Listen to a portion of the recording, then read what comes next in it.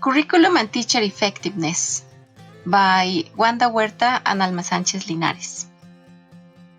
This presentation is the result of collaborative work, which explores the relationship between teacher effectiveness and curriculum design. On the one hand, the issue of the ideal teacher is an ongoing topic.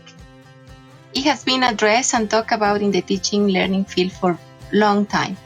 The teacher is one of the main factors that has a lot of influence on a student's achievement, performance, and their success. On the other hand, curriculum also plays a key role in the student and teacher performance.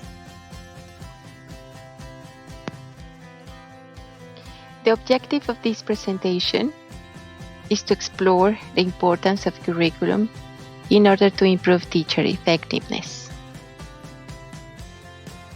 First of all, we need to clarify what curriculum and teacher effectiveness is and how they are related and why they are relevant concepts to each other. Does curriculum really can benefit or affect the teacher effectiveness? Because usually, the teacher is one of the main factors that has a lot of influence on a student's achievement, performance, and their success. But we're going to find out what is the relationship and the importance of curriculum as well in this process. Teacher effectiveness is a set of characteristics that a teacher shows to provide the students with several elements that will facilitate the learning process of a language.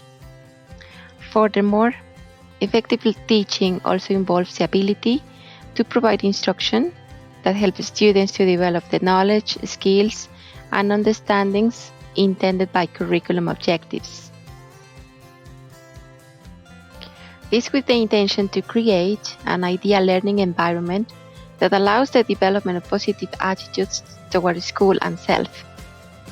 Effective teaching will adjust instruction inclusively, no matter their ability, ethnicity, or other characteristics. An effective teacher is not afraid to make changes in her teaching if she sees that these changes will bring about benefit. For example, the teacher will manage the classroom effectively so that the students are engaged in learning all or most of the time, make sound decisions and plans that maximize students' opportunity to learn.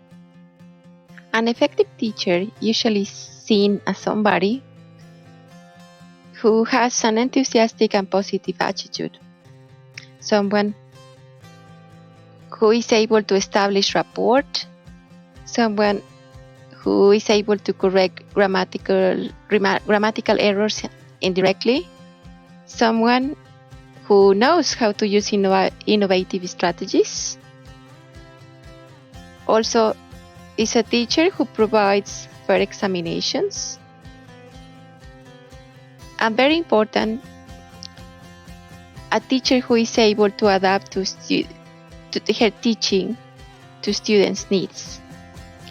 According to Adam and Pierce, 1999, having many years of experience doesn't guarantee expert teaching.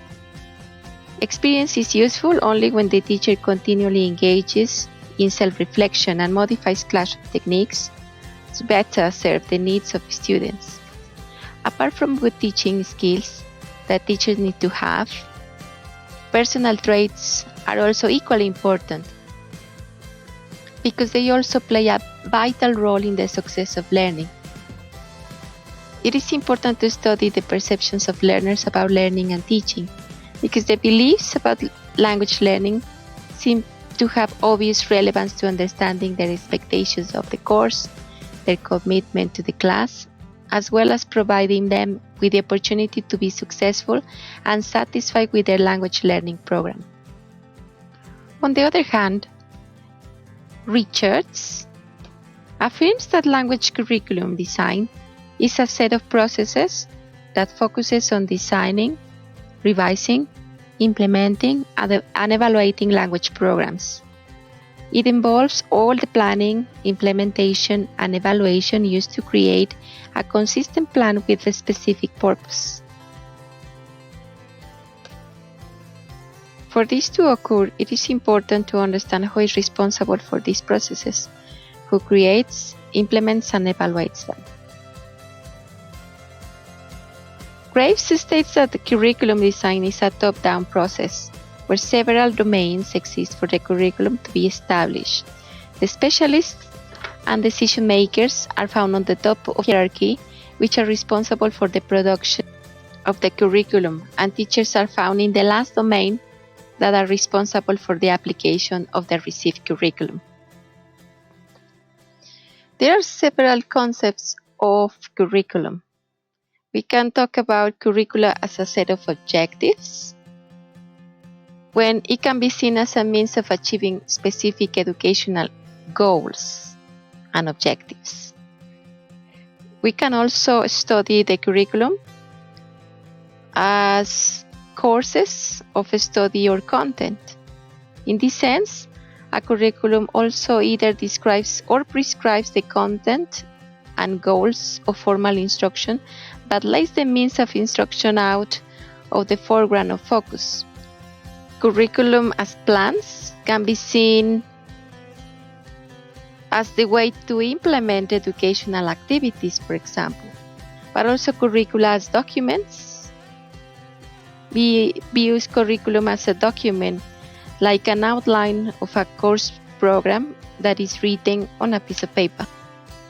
And curriculum also can be seen as a set or a group of experiences. And that can lead you to think about the hidden curriculum, a term which is used to describe the unwritten social rules and expectations or behavior that are often not taught directly, but assumed that be known. So despite variations in perceiving the term curriculum, according to Brady and Noonan, the curriculum development process generally entails 4 elements. These are the objectives, the content, the methods, and the evaluation.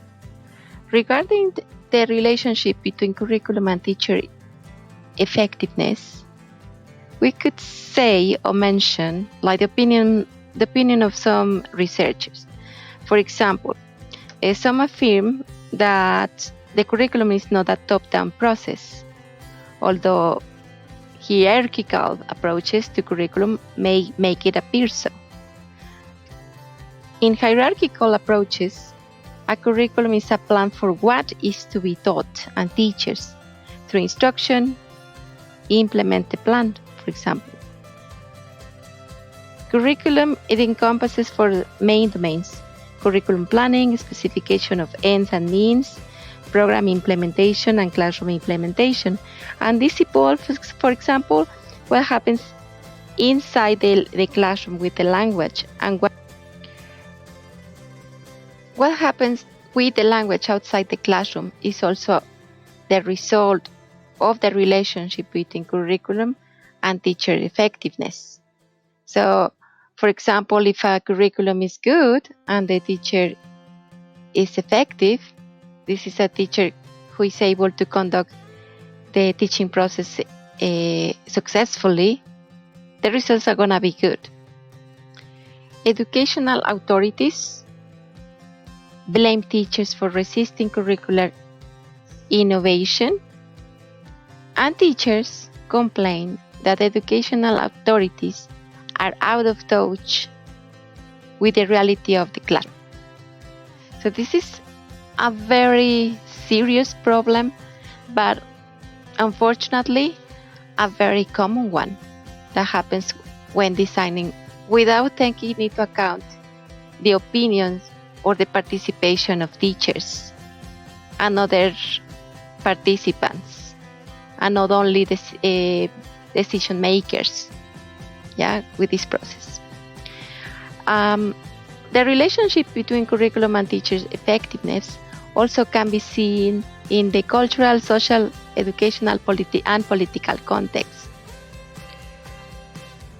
Other aspect that curriculum and teacher effectiveness have in common are, for example, the specific needs of learners and teachers that need to be taken into account when implementing teachers' effectiveness, or in contrast, when design a curriculum and want to. In relation to this issue, Graves states that curriculum design is a top-down process where several domains exist for the curriculum to be established. The specialists and decision makers are found on the top of the hierarchy, which are responsible for the production of the curriculum, and teachers are found in the last domain, that they are responsible for the application of the received curriculum. The involvement of teachers in educational change is vital to its success, especially if the change is complex and it affects many settings over long periods of time. Involving teachers at each stage of curriculum planning and evaluation is essential of curriculum development. We can also observe a close relationship between curriculum and teachers' effectiveness in the contributions from learners and teachers in the implementation of a curriculum, or in the development of teachers' effectiveness. Teacher effectiveness and curriculum are concepts that are closely connected to each other. For instance, teacher effectiveness might affect or benefit the implementation of a curriculum according to the degree of resistance for its implementation. In contrast, a curriculum might be effective or not depending on the teacher effectiveness and her capability to put into practice. Therefore, a mismatch between the curriculum and its recipients occurs because the same curriculum that is given to different groups, which is used to perform different curriculum functions, then the curriculum is given to the next group in a chain that has interpretations and opinions that results in a different product than the one that was expected. So since these concepts are closely related, we are also going to observe some challenges that the teachers and the managers of education have to tackle. Some of them are the lack of awareness of decision makers regarding language teaching, because they seem to be disconnected of this side of the education. The lack of communication between administrators and teachers. Sometimes the administrators don't communicate well with the teachers, and teachers don't communicate the needs of the students, who are at the end the ones that they are spending more time with the students. Another problem could be the lack of awareness from language teachers on management and policy making. Another challenge or issue is the lack of evaluation throughout the process of curriculum design. And this is a very serious problem, because the purpose of evaluation is to improve the curriculum. Then it needs to be integrated into the pedagogic process, not separated from it. According to Johnson, if we talk about a coherent curriculum, all the participants or the stakeholders are aware of decisions being made and contribute to each stage in some ways. But specialists at the end are the ones that have the responsibility for making decisions. To conclude, we can remember that the aim for a curriculum is to be useful for the learner. However, it is until the curriculum is implemented that the content becomes of actual value to the learners through what they can do with it. To conclude, teacher involvement is critical to the success of a curriculum, but teachers cannot alone and on their own create and sustain it. Both research and practice emphasize of top-down and bottom-up process as essential for curriculum development and innovation, according to Rice, Gu, Stoller, and Marquis. We believe that more research regarding evaluation during the designing process needs to be made. One research question related to this is how could the evaluation of the curriculum in its designing process affects its effectivity? After reflecting about the importance of the relationship between the curriculum and teacher performance, teacher effectiveness, there is some second question that researchers might pay attention these days, and it is regarding the new teachers, if the new teachers are properly trained to successfully implement a curriculum. Because curriculums these days pay attention or are focused on social responsibilities, such as taking active roles, like both teachers and students, are focused on collaboration,